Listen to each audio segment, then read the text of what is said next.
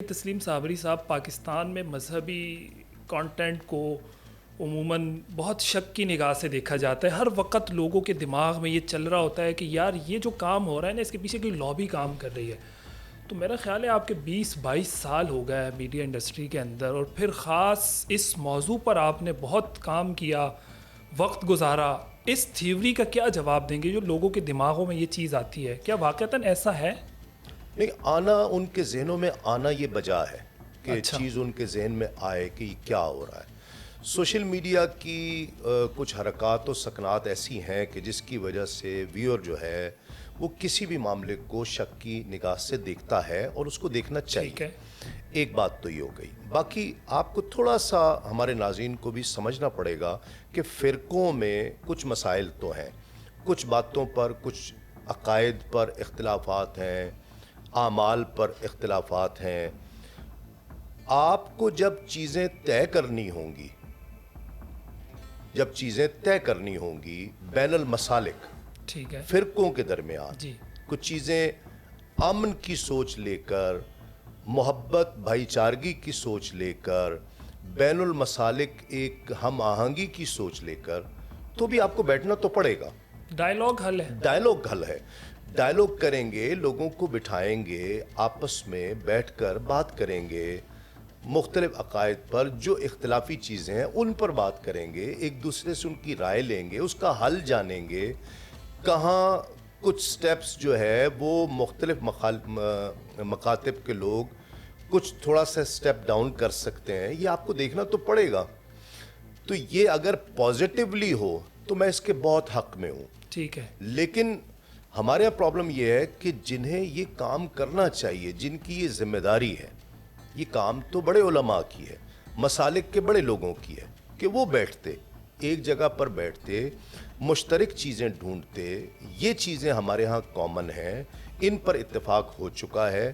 یہ اختلافی چیزیں ہیں، اس پر کون کون کتنا پیچھے ہٹ سکتا ہے، ایک جگہ پر طے کر کے ہم بیٹھ جاتے، اور پھر ایک امن کی، بھائی چارگی کی صورتحال پیدا ہوتی.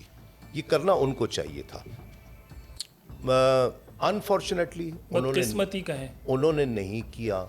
یہ اب بھی میں انتہائی ادب احترام سے انہی لوگوں سے گزارش کروں گا کہ ایسا کریں، ہماری آنے والی نسلوں کو بچائیں، جھگڑے سے بچائیں، لڑائی سے بچائیں، امن کی طرف لے کر آئیں. اس وقت جو ایک فضا بن چکی ہے اچھا، میں جو عرض کر رہا تھا، جو اب پھر جن کو کرنا چاہیے تھا انہوں نے نہیں کیا. جن کا کام نہیں تھا، جی. جب وہ یہ کرنے لگے تو ان کی نیت پر لا محالہ شک ہوا کہ یہ کیوں کر رہے ہیں ایسا. تو پتہ چلا کہ وہ ریٹنگ کے لیے شاید کر رہے ہیں. اچھا.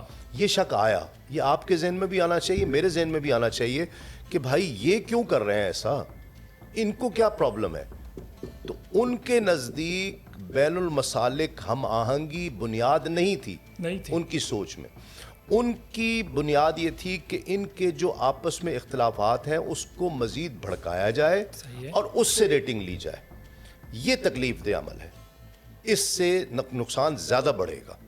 تو میرا خیال ہے یہ اس طرح سے نہیں ہونا چاہیے. جن کو بیٹھنا چاہیے وہ بیٹھیں. وہ کون ہے یہ بتائیں. بڑے ہیں، بڑوں میں سے کسی کی کچھ نام اگر آپ کے ذہن. بھائی آپ نام جاننا چاہتے ہیں؟ سنی ہیں، بریلوی، دیوبندی، وہابی، اہل تشیع ہیں، اہل حدیث ہیں، ان سب کے بڑے بیٹھے ہیں، آپس میں بات کریں کہ بھائی یہ مسائل ہیں، ہم اس پر بیٹھ کر بات کرتے ہیں. ہمارے مشترکات زیادہ ہیں، کامن چیزیں زیادہ ہیں، ان کو ہم پہلے دیکھیں.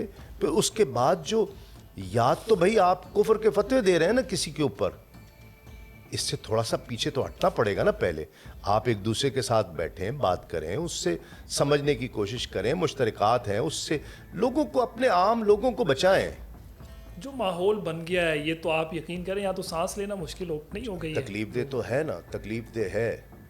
جب ایک دوسرے کے ساتھ آپ مرنے پر تل جائیں گے تو پھر یہ مناسب تو نہیں ہے کسی بھی معاشرے کے لیے.